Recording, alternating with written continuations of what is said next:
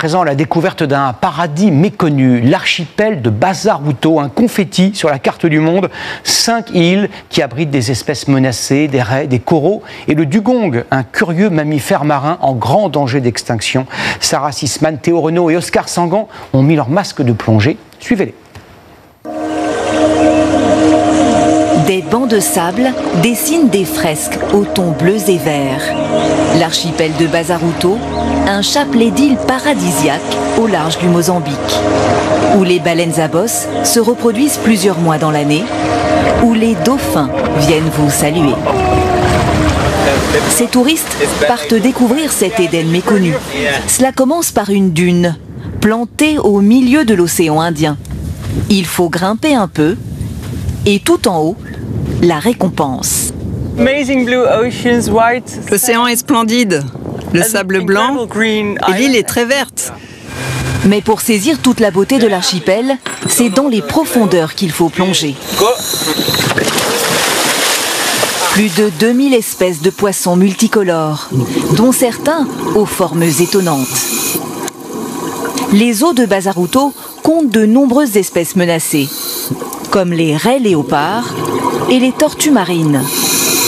Après 30 minutes, nos plongeurs sont interrompus par un invité surprise.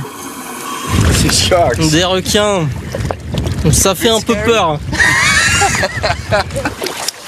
Ces espèces sont surveillées au quotidien par une équipe de scientifiques. Des dauphins, droit devant. Leur mission, recenser tous les animaux qui vivent dans l'archipel pour mieux comprendre les effets du changement climatique.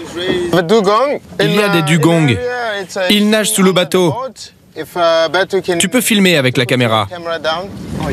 Le dugong, emblématique de Bazaruto, peut mesurer jusqu'à 4 mètres. On en compte 250 dans l'archipel. Ce sont les derniers spécimens à vivre sur les côtes africaines. Donne-moi les coordonnées GPS.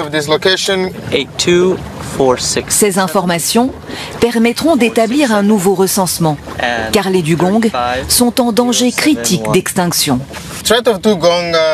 Les dugongs sont menacés par le réchauffement des eaux. La température de la mer augmente rapidement. Ça a pour effet de tuer les algues.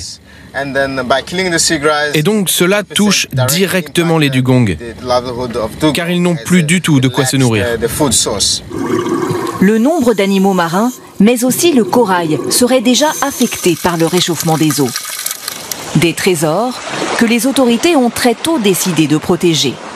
L'archipel a été déclaré parc national en 1971. Seuls les locaux ont le droit d'y pêcher. Et la pêche au filet est interdite 4 mois dans l'année. Sur son dos, une embarcation traditionnelle, Sujado part pêcher, préparer les hameçons et dérouler son fil de pêche.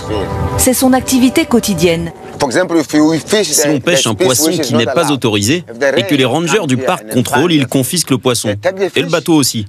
Ils peuvent même retirer votre licence de pêche. Voilà. C'est quoi? Ça, c'est un bon poisson. Tu le fais frire et c'est prêt. Sujado s'en ira vendre ses poissons au village pour quelques euros. Puis, comme les autres pêcheurs, il repartira en mer, puisé dans cette nature encore immaculée. Ne manquez pas à partir de 7 h demain matin la matinale de TF1 avec